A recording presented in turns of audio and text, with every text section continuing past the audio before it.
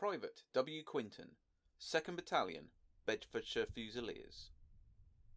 The men came tumbling from the front line. I've never seen men so terror-stricken. They were tearing at their throats and their eyes were glaring out. Blood was streaming from those who were wounded, and they were tumbling over one another. Those who fell couldn't get up because of the panic of the men following them, and eventually they were piled up 2 or 3 high in this trench. Lieutenant Victor Hawkins, 2nd Battalion, Lancashire Fusiliers.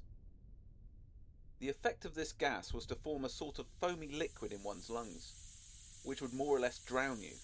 A lot of the men died pretty quickly, and others soon came down. They were in fact drowning from this beastly foam. Out of the 250 men we started with at 5 o'clock, we were very soon down to about 40 or 50 men. Private Quinton again, of the 2nd Battalion, Bedfordshire Regiment. One chap had his hand blown off, and his wrist was fumbling around, tearing at his throat. In fact, it was the most gruesome sight I'd seen in the war.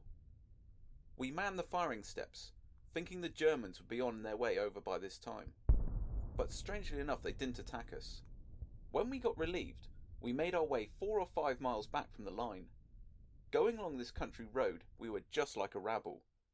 You know how men are when they're tired and exhausted. Then we passed by an orchard, where there must have been 200 or 300 men. They were reeling around, tearing at their throats, their faces black, while an RAMC sergeant stood by, and well, I've never known a man look so despondent. He said, "Look at the poor and we can't do a thing for them."